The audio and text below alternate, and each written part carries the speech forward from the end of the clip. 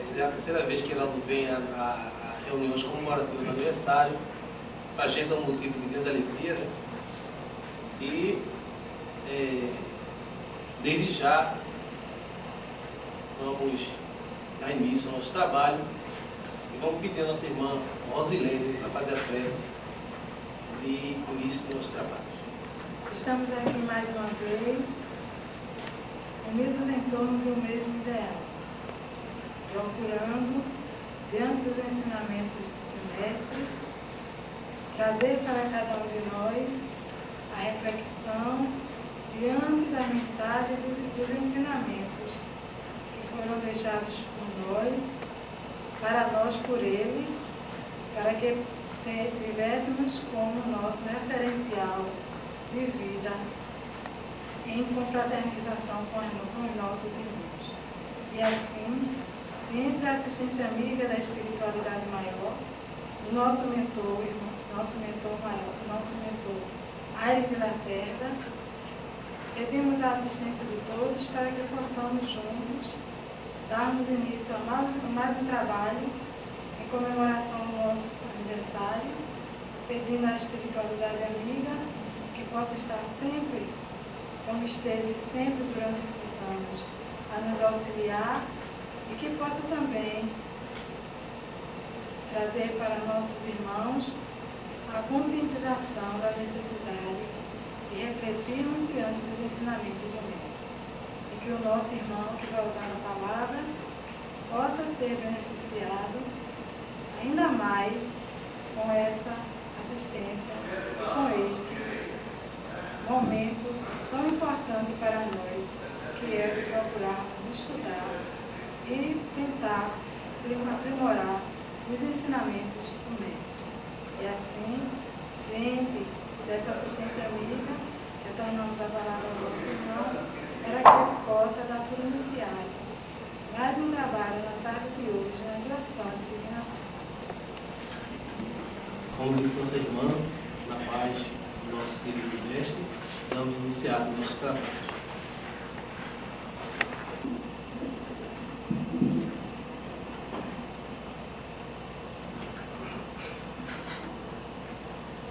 Prezadíssimos irmãos e amigos, os nossos votos de paz e de fraternidade. Para nós é motivo de alegria podermos nesta tarde voltar a conversar um pouco acerca da doutrina dos Espíritos, principalmente quando aqui estamos participando dos 12 anos de atividades deste grupo. E nos incumbe a tarefa de falar acerca da pegada do Mestre. Através de uma mediunidade extraordinária de um homem chamado Isaías, o qual foi classificado como o profeta de todos os tempos. Nesta mediunidade de precognição, de premonição e de dupla vista, ele preveu a presença do Messias no meio de nós. E estabeleceu ainda que para que isto acontecesse necessário era primeiro vir o seu precursor. E falava ele da presença de João Batista. Interessante observar como na espiritualidade o programa tem lugar determinado. João Batista era do mesmo tronco da ramificação de Jesus de Nazaré. Eram primos. E Jesus aqui chegando, encontrou os caminhos iniciados pelos trabalhos de João Batista. E aos 12 anos de idade, iniciou o ministério de Jesus de Nazaré. Muito embora não tenhamos nos textos textos chamados sagrados, as informações que nos levem a compreender Jesus 18 anos antes do ministério propriamente dito, ficou caracterizado naquele encontro que ele teve com Maria de Nazaré, quando estava no templo discutindo com os doutos e com os sacerdotes, homens aqueles advindos da Torre de Levi, que era na época, como se assim dizendo, o PhD em conhecimentos. E Jesus conversava com aqueles em uma condição de sábio, e a eles causava espanto, porque eles diziam: como é que o filho de um carpinteiro tem conhecimento a ponto de discutir no templo com os sacerdotes e com os doutos? Portanto, passados esses 18 anos de experiência e de vivência de Jesus em toda a região da Ásia, em todo o mundo oriental, era chegado o momento missionário para que ele veio, por designação maior de Deus, a causa primária de todas as coisas. E o seu ministério começou exatamente quando ele contava 30 anos de idade. Mas não pensemos nós que esse ministério foi de facilidade. Como toda doutrina que se prima em levar um novo conhecimento, em estabelecer novas ideias e novas conquistas, Jesus também enfrentou os paroxismos.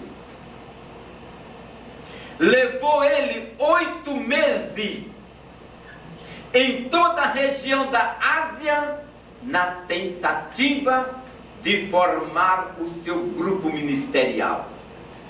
Não vamos nós acreditar que ele simplesmente abeirou-se da praia e disse: Pedro, vem comigo e eu te farei pescador de almas.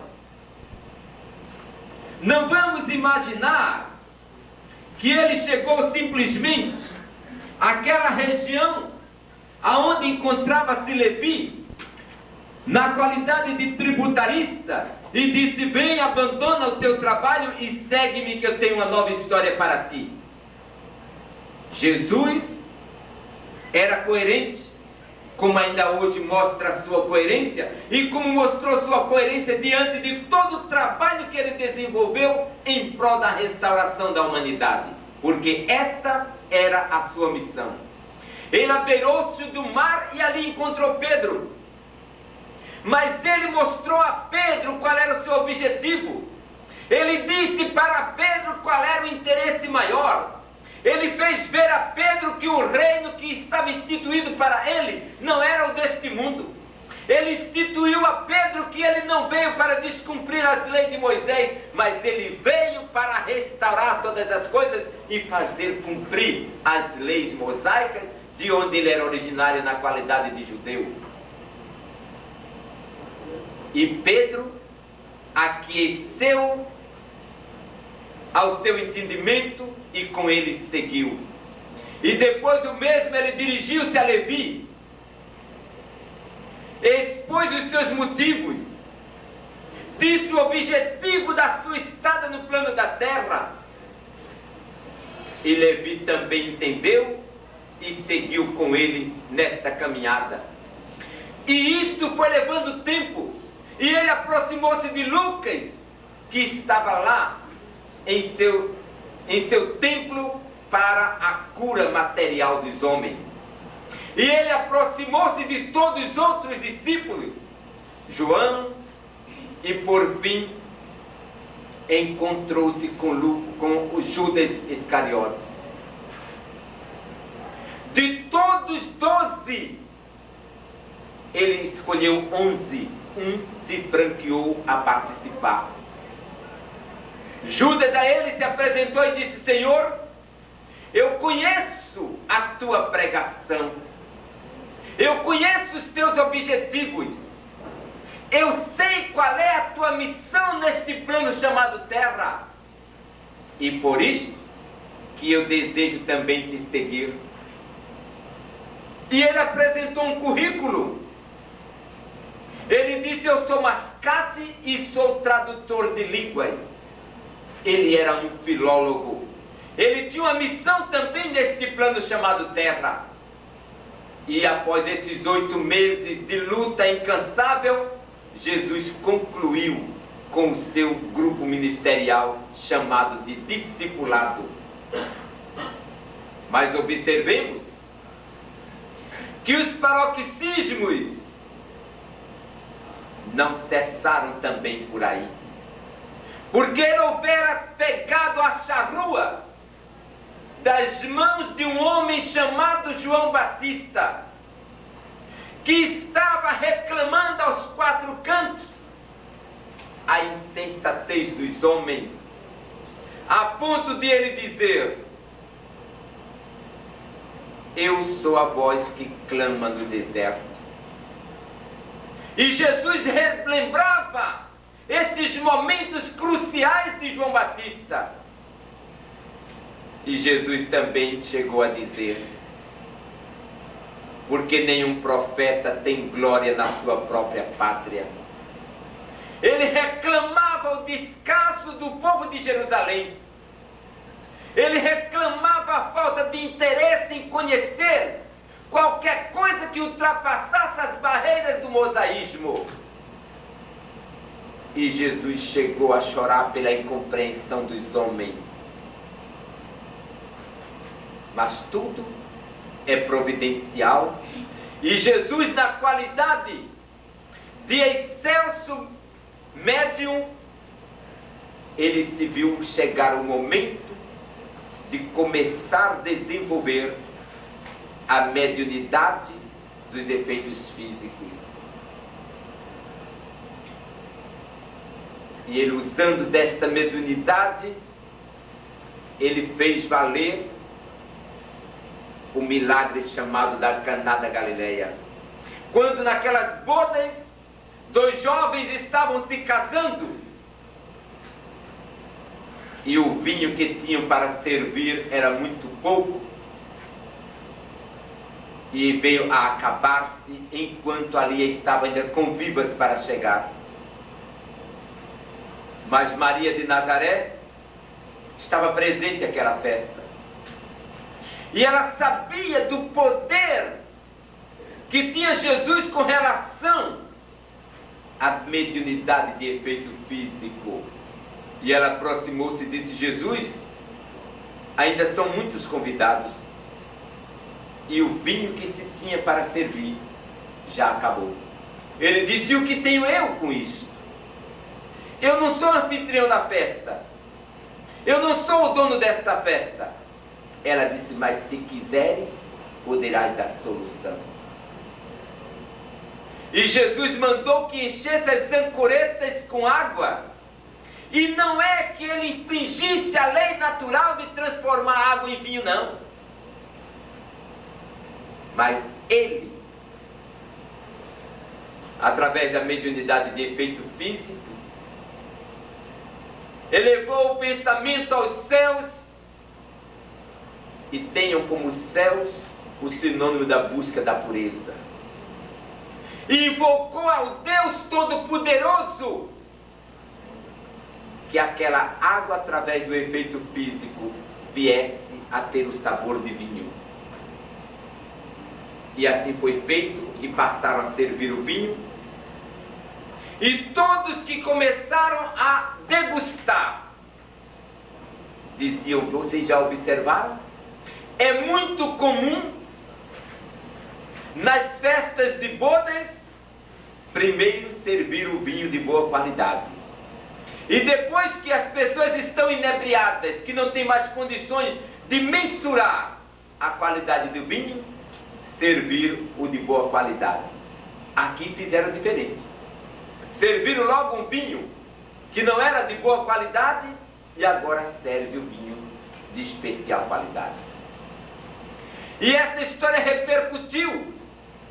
E as pessoas agora começavam a se acotovelarem para aproximar-se de Jesus, para saber o que foi que ele fez, que a água transformou-se naquele vinho saboroso.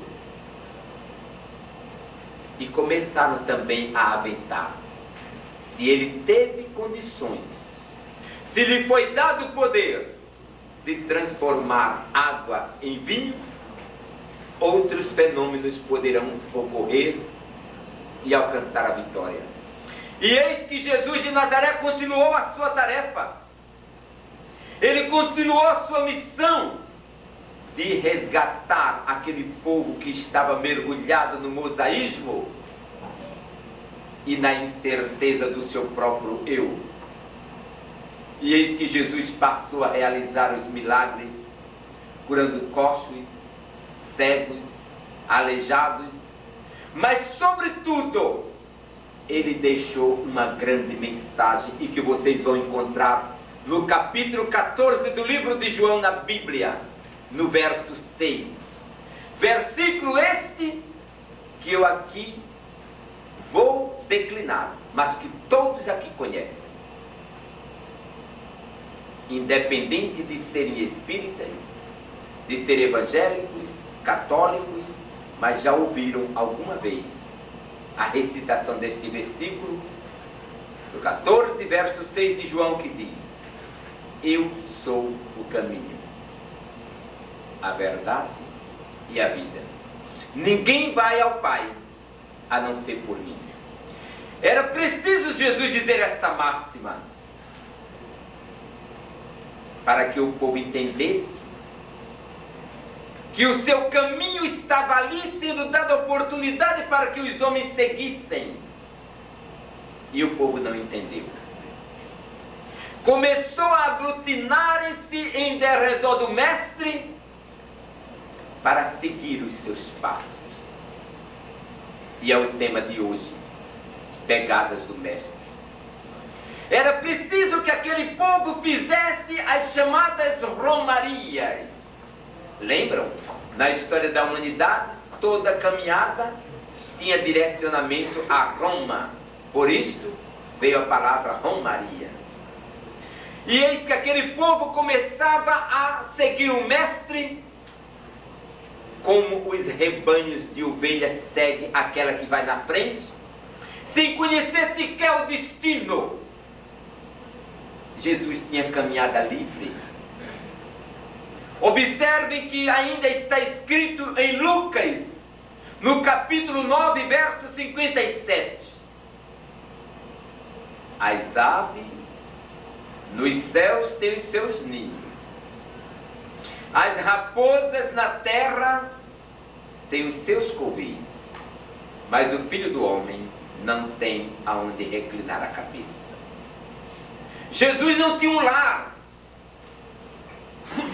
Aonde ele estivesse, estaria abrigado. Foi por esta razão que ele instituiu um ministério formado por um grupo de homens, porque em qualquer lugar está bom. Não é que a Bíblia ou os princípios do discipulado de Jesus de Nazaré fosse machista, não. Era por esta conveniência, porque os discípulos foram 12, mas vocês também tiveram a oportunidade de ver quantas foram as mulheres que seguiram a Jesus de Nazaré.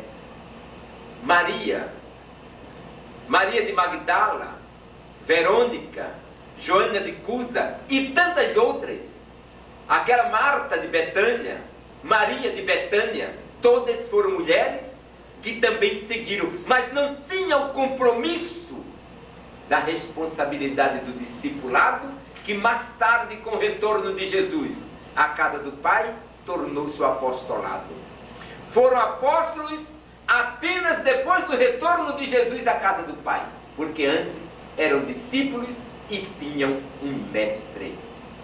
E aquela caminhada de Jesus, seguida de tanta gente, muitas vezes causava até problema aos discípulos. Uma passagem que vocês também conhecem,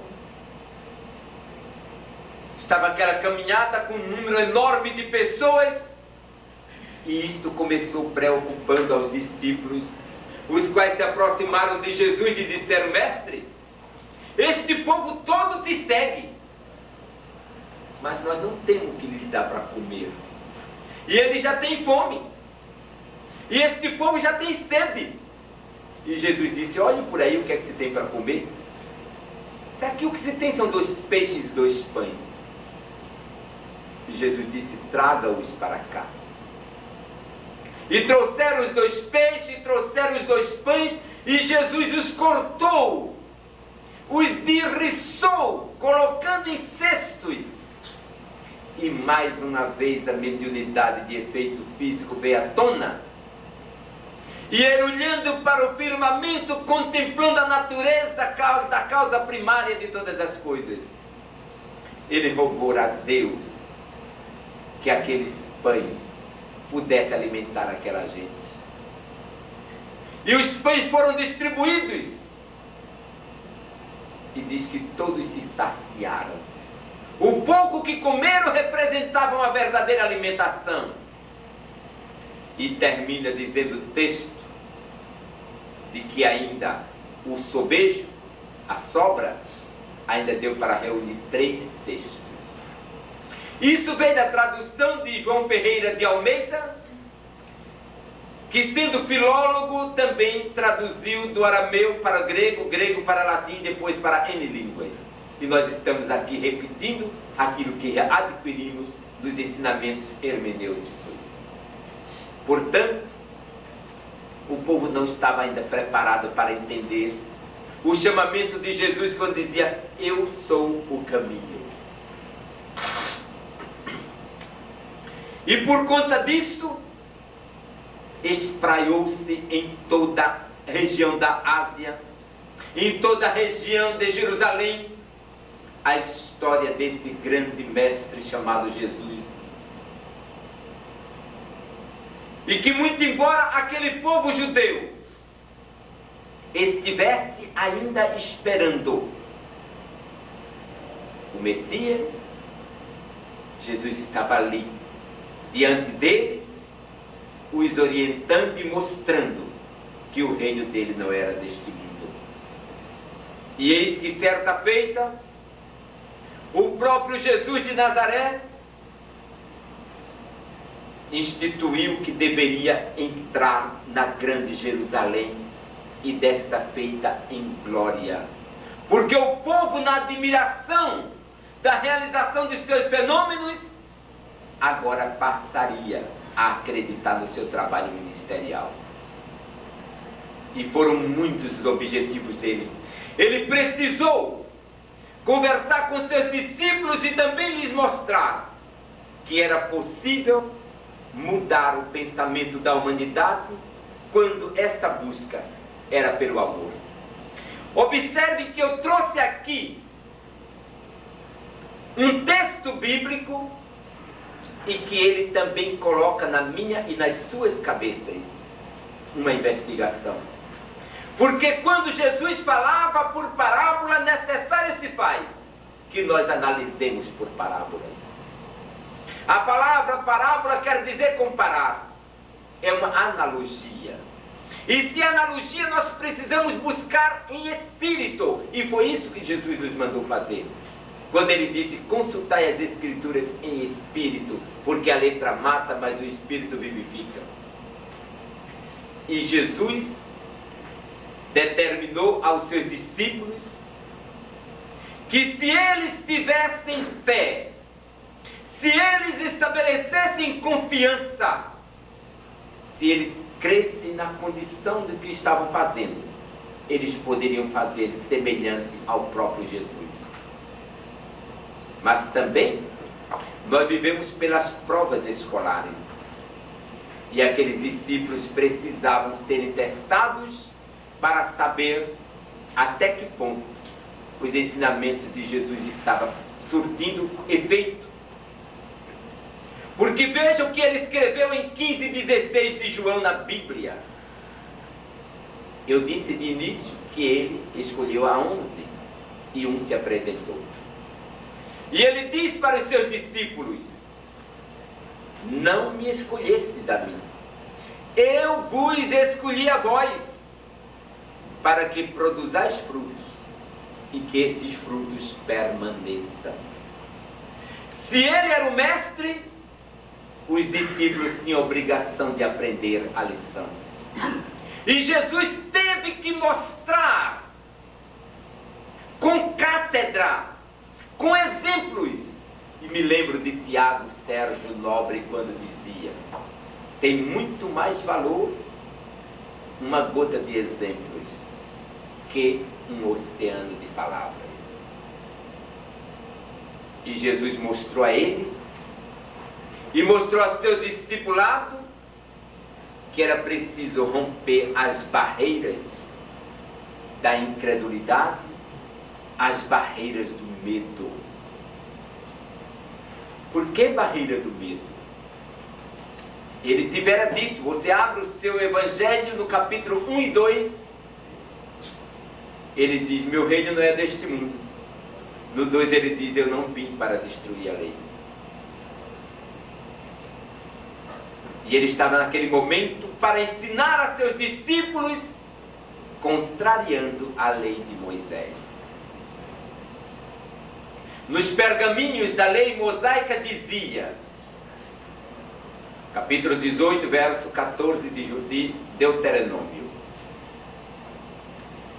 são abomináveis aos olhos do Senhor os que praticam encantos, os adivinhos, os interpretadores de sonhos, os que invocam os mortos, os pitões, e faz uma relação das abominações. Todas elas foram superadas, mas era obrigado a cumprir. Você já ouviu aquele brocádio que diz: faça o que eu mando e não o que eu faço? Moisés instituiu essa máxima para ele. Ele estava dizendo: não se pode fazer porque é abominável, mas ele fazia. Vocês lembram a história da transformação dos encantos das serpentes e da serpente de Moisés? Ele, lançando o seu cajado por terra, transformou em uma grande serpente. E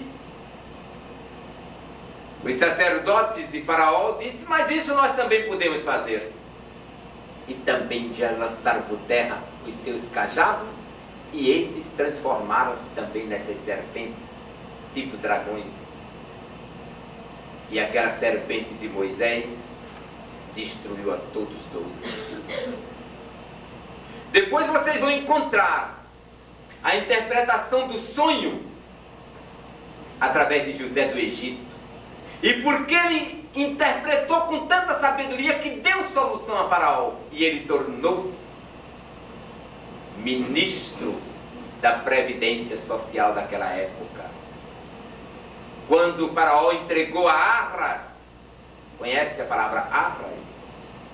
Muitas mulheres e muitos homens ainda conduzem a Arras no seu dedo, o anel do compromisso. Eram chamados de Arras. E eles instituíram que, na colocação do Arras no dedo, a partir dali, todo o poder lhe foi dado pelo rei. Isso José do Egito, porque tinha mediunidade da interpretação, recebeu esse Arras e tornou-se o principal ministro da Previdência Social. Surgiu dali a Previdência Social. Querem consulta? Capítulo 41 do livro da Gênesis. Está ali toda a história para ser analisada, para ser buscada e entendida e discernida, o que é fundamental para nós. E depois, não achando por pouco, já tinham feito encanto, já tinham feito a interpretação de sonho. Lá vai Saul visitar a pitonisa de Endor e fez com que ela recebesse a presença de Samuel. E tantos foram os outros comunicadores, os que invocam mortos, que Josué procurou a Moisés e disse: Moisés, 2 mancebos estão no campo comunicando-se com os espíritos. E Moisés deu a resposta que o Papa deu em 1981 aqui em Pernambuco. Está no Diário de Pernambuco também. Não é conversa de Trancoso, não. Está lá. Moisés olhou para o Josué e disse: que ciúme é esse que tu tens para comigo? Que zelo é este? Os bispos do Brasil perguntaram a João Paulo II, quando ele esteve aqui em 81. Tomara que ele repita a pergunta, agora em outubro. Perguntaram para João Paulo: o que é que sua santidade nos diz dos espíritos estar se comunicando dentro das igrejas? Pensaram que pergunta forte, não? O que é que sua santidade nos diz dos espíritos estar se comunicando dentro das igrejas? Está no Diário de Pernambuco. E a resposta foi a melhor: deixem que os espíritos se comuniquem, porque com a morte do corpo não morre a vida. A morte do corpo não interrompe a vida. Nós já sabíamos disso, né? Foi bom que eles ficaram sabendo a partir daí. Depois vem outro padre aqui, no centro de convenções, e vocês estão lembrados? François de Brenet, e diz: porque os mortos falam. Sabe? Os mortos falam. E é preciso que nós estudemos a lição 91 do nosso livro dos Espíritos, até a 94, para a gente entender por que estas afirmações. Aí Jesus de Nazaré viu todos esses exemplos, ele conhecia todos esses exemplos do que faça o que eu estou mandando e não o que eu estou fazendo. E Jesus chamou os seus discípulos e disse: venham comigo. E os levou ao Monte Tabor. Jesus ali, ele fez uma reunião mediúnica, seguiu a ordem como nós hoje seguimos nas nossas casas. E lá no Monte Tabor, na presença de João, de Tiago, de Felipe, ele entrou em êxtase.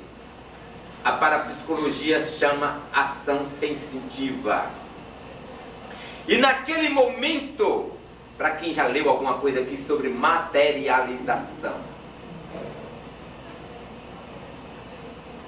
os discípulos de Jesus começaram a perceber que uma nuvem alva como a neve envolvia o médium principal da materialização. Eles também eram.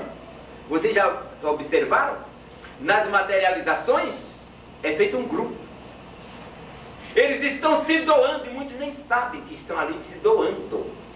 É como na pneumatofonia. Todo esse grupo que está aqui, existem os médiuns de pneumatofonia, mas ele diretamente não sabe que ele é. A pneumatofonia ocorre aqui dentro e ninguém sabe quem foi o médium. Por que isso, hein, pessoal? Vamos ver se a Bíblia tem uma resposta para isso? Vamos ler o que aqui diz, capítulo 3 do livro de João, lá na Bíblia, para variar. É por isso que eu não sei se eu contei isso aqui. Eu fui fazer uma palestra aqui na Universidade Católica, e lá com o padre Ferdinando Azevedo, né, que é professor de filosofia e é o pró-reitor da Universidade Católica, e o vice-presidente das Assembleias de Deus de Pernambuco, o pastor Manuel Nascimento. E a minha pessoa falando sobre doutrina espírita. E quando nós lá estávamos comentando acerca das lições fulgurantes desta doutrina, aí eu dizia para eles dois, que estavam na mesa, e dizia para a assistência, que eram os formandos do curso de Ciências Contábeis. Eu dizia: olhe, padre, olhe, pastor, e escutem, os senhores.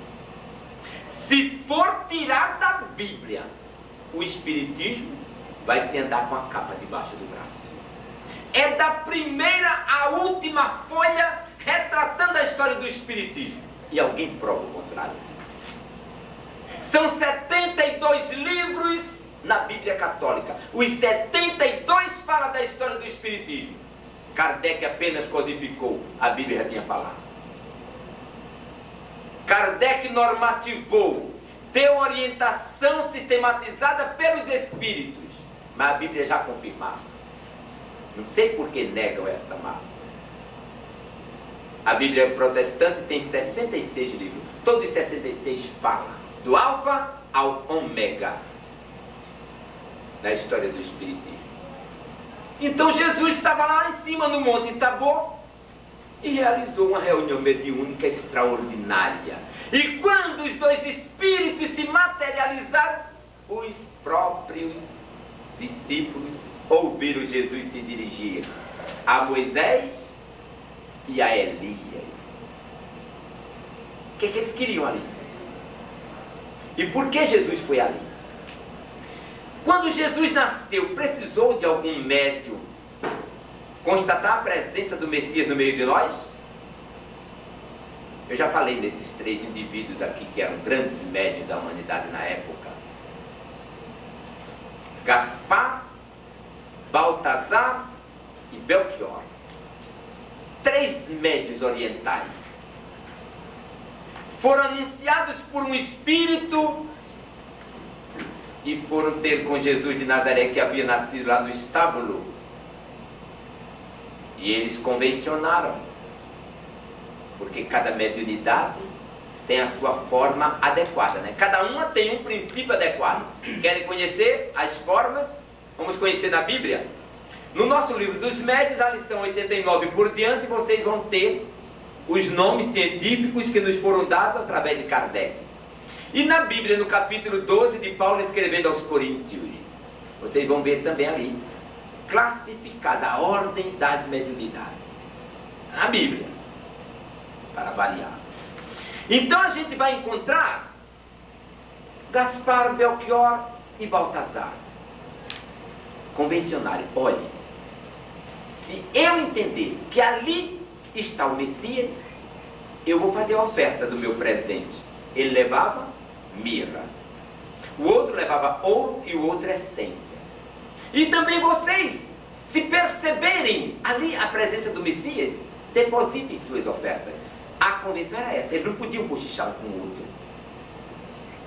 E eles chegaram, e quando aproximaram-se do mestre, a excelsa luz resplandeceu nos seus olhares mediúnicos, e ele não se demorou, depositou a sua mirra. O outro, simultaneamente, como se num impulso mecânico, também estava depositando o ouro e o outro a essência. No nascimento de Jesus de Nazaré. O tempo não me permite, senão eu ia reproduzir para vocês uma informação que está no Corão, ao Corão Sagrado, de Maomé. O capítulo 5, quem tiver acesso a esse livro, leia o capítulo 5 do Alcorão. Mostra a pneumatofonia, uma das mediunidades de Jesus, no dia do seu nascimento.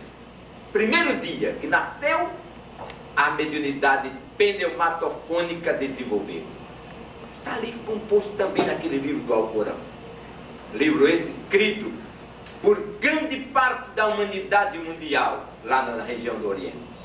Os islamistas, os sikhistas e tantos istas creem fielmente naquele livro. Portanto, estava lá em cima aqueles 2 homens que houveram partido daqui do plano Terra há mais de 1000 anos. E agora para quê? Sabe para quê? Para dizer a Jesus de Nazaré que era chegado o momento dele retornar à casa do Pai. Já pensaram? Eles não estavam ali para fazer graça, não. Jesus não subiu ao monte para chegar lá fazer simplesmente uma reunião mediúnica à toa, não. E vejam, ele desceu sabendo que era chegado o momento do retorno à casa do Pai, porque a sua tarefa missionária aqui havia sido concluída, vírgula, porque ele disse: eu rogarei ao Pai que envie outro Consolador. E Jesus teve aquele diálogo lá em cima, manteve uma conversa com os discípulos: não digam nada a ninguém. Por quê? Por que esse segredo? Não digam nada a ninguém do que viram, até que eu retorne à casa do Pai. Depois pode dizer. Por que isso? Porque ele tinha dito: eu não vim destruir a lei, eu vim cumprir. Mas naquele momento ele descumpria a lei de Moisés, não era? E ele era obrigado a cumprir porque ele também era judeu. Mas ele também desceu e disse: venham comigo ainda. E foi praticar uma desobsessão. Lá em cima, no monte, uma reunião mediúnica. E cá embaixo, uma desobsessão. Todo mundo conhece essa história. O menino foi trazido à presença de Jesus e o seu pai disse: mestre, meu filho é lunático. Não tinha nada de lunático. Ele diz claramente nos textos bíblicos, podem olhar em 9 de Lucas, verso 30 por diante. E em Mateus capítulo 17, verso 10 por diante. O homem diz claramente a Jesus de Nazaré: quando os maus espíritos o acometem, lança por fogo, por terra, por água, e eu inclusive, aí a reclamação, não é? E eu inclusive já o apresentei a teus discípulos e eles nada puderam fazer. E Jesus aproximou-se do menino e houve a comunicação espiritual naquele menino que era médium, e Jesus doutrinou o espírito e ele se afastou. E os espíritos e os discípulos ficaram de olhos esbugalhados ao lado de Jesus. Mas mestre, por que isto? Nós já tentamos de tudo para afastar esse espírito, mestre. Aí foi quando Jesus nos concitou, disse para eles e dizendo para nós hoje: quando tiveres fé do tamanho de um grão de mostarda, dirás às montanhas: afastem-se, e elas remover-se-ão. Não é? Então nós também estamos neste barco. Nós estamos buscando esta convicção. Mas eu, vocês, nós, a humanidade, entra numa sala de consulta mediúnica e quando sai lá dentro diz: será que vai dar certo? Não é? Nós temos este poder de dúvida, porque ela é muito mais forte do que a certeza. Mas quando a certeza paira em nossos corações, aí nós temos uma convicção. Mas ainda nos passos de Jesus de Nazaré, ele deixou muito claro, chamou seus discípulos. Ainda precisava dar algumas lições àquele discípulo, porque é com exemplo que se dá lições. E ele desceu, sabendo de tudo o que estava ocorrendo, ele chamou os seus discípulos e disse: olhe, eu tenho que fazer com vocês a minha última ceia. Por que a última ceia, hein, pessoal? Por que isso? Jesus dizer: eu tenho que fazer com vocês a minha última ceia, que tem o nome de Páscoa. É que Jesus já tinha feito 32 ceias. Muita gente pensa, existe, pessoal, teólogos pensando que Jesus só realizou aquela Páscoa e fim de papo. Era lei, era obrigado a cumprir. Todas as famílias, as primeiras espigas do trigo era para se comemorar a Páscoa, que ainda era reminiscência da libertação do Egito para a terra prometida, que hoje está dando essa confusão toda que vocês assistem aí na televisão. Qual é ela? A Guerra Santa da Palestina. Uma briga eterna de dois irmãos. Os teólogos não pararam ainda para analisar que aquela briga é uma briga de dois irmãos, os filhos de Abraão, que ainda hoje briga através de suas descendências. Um querendo libertar as terras da Palestina, o outro dizendo não, que eu também já fui muito roubado. Essa confusão todinha. É você analisar que o paraíso terrestre é lá, a Mesopotâmia, aonde é o campo de batalha entre Irã e Iraque. É essa situação que o mundo esconde para manter preso aos grilhões das doutrinas o povo. Porque é muito mais fácil seguir rebanhos do que raciocinar. E Jesus chamou seus discípulos e disse: olhem, sigam a caminhada e haverão, veja, mediunidade de dupla vista ou de pré-cognição.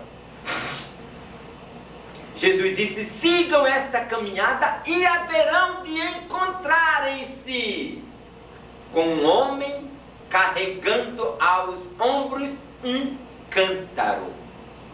Diga para eles que precisa falar com o seu Senhor. O senhor daquele homem era José de Arimateia. E os discípulos foram e tal qual Jesus explicou, eles encontraram aquele homem que carregava o cântaro aos ombros. E seguiram com aquele homem. E chegando no palácio de José de Arimateia, disseram: nosso mestre Jesus deseja a tua casa para fazer a sua Páscoa. Por que Jesus estava precisando da casa de José de Arimateia? Porque ele não tinha um teto para morar. Lembra que eu recitei aqui 9, 20, 57 de Lucas? E José de Arimateia disse para os discípulos: diga para Jesus que a casa está à disposição. E foi quando ele fez aquela última ceia. E ele sabia que dentre os deles estava um para cumprir também uma missão. Aquela de Judas também foi uma missão. Ele foi escolhido. Vejam, Jesus escolheu a 11 e ele se ofereceu. Mas por que ele se ofereceu? Por que essa imantação de vir espontaneamente e os demais não vieram? Jesus queria arrebanhar o povo de Jerusalém e eles não vinham.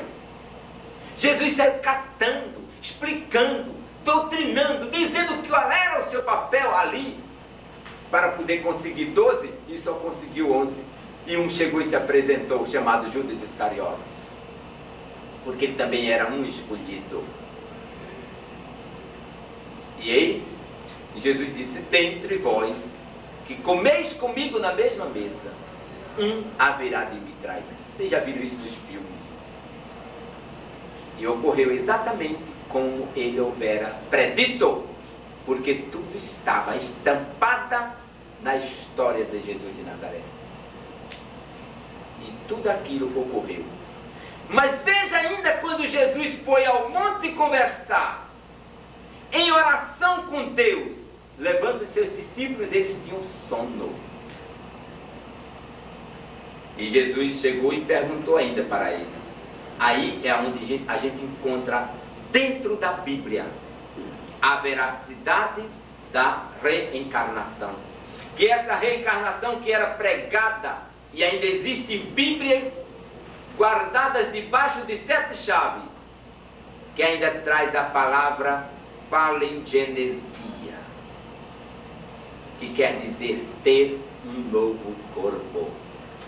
Eu achei interessante, há poucos dias eu parava em frente a uma igreja, estava com tempo, parei um pouquinho e fiquei observando um pastor dando uma aula de doutrinação. Quão grande foi minha surpresa! Ele estava falando sobre a palingenesia. Todo o seu trabalho naquele dia foi sobre a palingenesia, falando da necessidade do homem ter um novo corpo. Que maravilha, não? De que o espírito não vai morrer, vai receber um novo corpo. Ele dizia que esse corpo era só no juízo. Nós já sabemos que esses corpos têm rotatividade, não é? Mas eu gostei, fiquei olhando e disse: ótimo, é aí que vai começando. E vejam lá, muito breve nós teremos todas as igrejas pregando a comunicação espiritual livremente. E a reencarnação vai demorar um pouco, mas haverá de ser pregada a todas as nações. Vocês viram que Leon Denis modificou a sua frase, né? A sua frase máxima, que dizia: a doutrina dos espíritos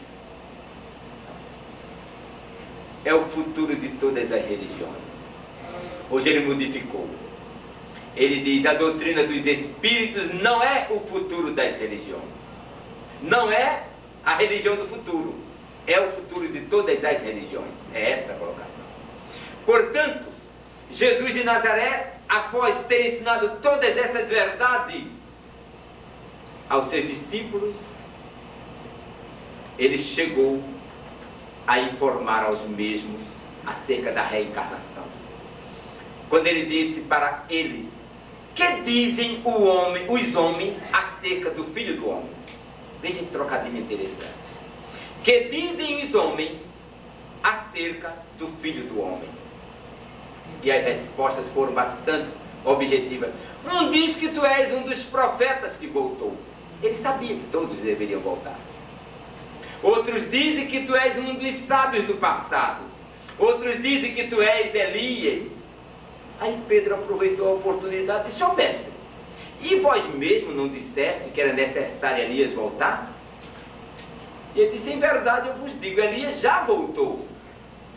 Voltará. Ele colocou em dois tempos, né, dos verbos.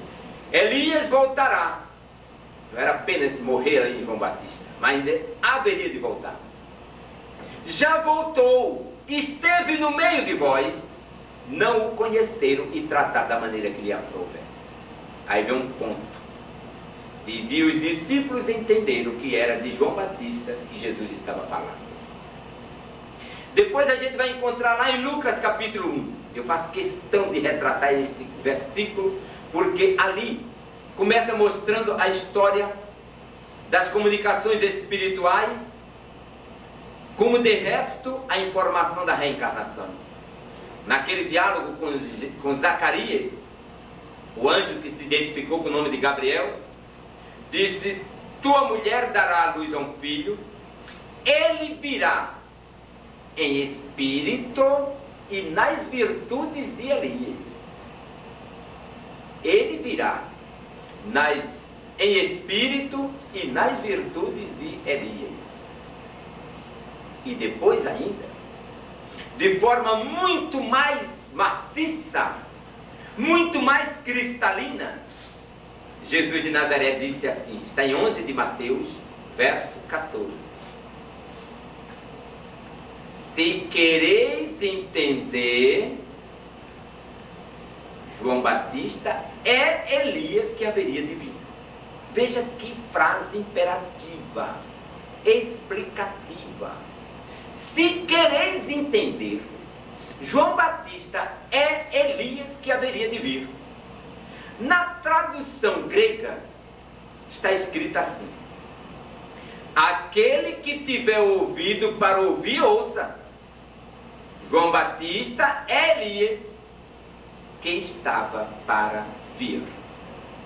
Então estas máximas, e que nós encontramos nos textos da Bíblia, somente solidificam nossa fé de que nós estamos pregando uma doutrina de liberdade, uma doutrina racional, uma doutrina que me possibilita e me propõe a buscar no meu próprio ego a purificação espiritual. Por isso que Jesus concitou a todos nós: sede perfeitos, como perfeito é o Pai que está nos céus. E se Ele nos mostrou um caminho, procuremos seguir, buscando este caminho com serenidade, seguindo os seus exemplos, para que nós possamos alcançar uma manhã feliz. Ele nos ofereceu a verdade, busquemo-la dentro de nós mesmos. Na resposta do ponto 4 do livro dos Espíritos, consultai o axioma que existe em cada um de vós. Verifique na natureza aquilo que não é obra do homem, está a verdadeira existência de Deus. E ele disse: eu sou a vida. E quando ele nos disse que nos trouxe vida com abundância, é para que nós busquemos incessantemente vencer os obstáculos que nos rodeiam, distanciarmos-nos das montanhas que estão diante dos nossos olhos e nós compreendemos-nas tão grandes, mas que são pequeníssimas diante do nosso poder de convicção. E que assim possamos todos nós aprendermos a caminhar buscando os passos do Mestre Jesus. Eu quero agradecer a atenção de cada um, rogar a Deus, a Jesus, a espiritualidade que auxilia nos trabalhos deste grupo, que outros 12 vezes 12 tenhamos aqui, deste mesmo grupo, a realização deste aniversário para o nosso prazer e a nossa alegria pela elevação espiritual. Muita paz e muito progresso para todos. Estender as nossas mãos mentalmente, abrindo os corações, vibrando com muita profundidade. sobre todas essas mensagens que refletem no nosso dia a dia. Agradecidos imensamente por isso, por esta bondade infinita que vem do nosso Pai, a gente abre os corações nessa vibração fraterna, atingindo todos aqueles que estão à nossa volta, distribuindo com muito amor tudo aquilo que de bom nós temos. Pai amado, toma conta de nós, atribuindo-nos responsabilidades para que a gente cresça em Tua direção. Vamos todo mundo dizer mentalmente a oração do Pai Nosso, para que a gente possa sair daqui então emanados. Pai nosso que estás nos céus, santificado seja o Teu nome. Venha a nós o vosso reino, mas seja feita a Tua vontade, assim na terra como nos céus. O nosso de cada dia dai-nos hoje. Perdoa, Pai, as nossas dívidas, assim como nós perdoamos aos nossos devedores. Não nos deixes cair em tentações. Livra-nos, ó Pai, de todos os males, porque é Teu todo o poder, o reino e a glória, para todos sempre. Assim seja. E aí fica o convite para quarta-feira que vem estarmos aqui juntos, escutarmos a palestra do nosso irmão que vai falar sobre a vida de Dr. Bezerra de Menezes. Iremos dar continuidade, à programação de aniversário.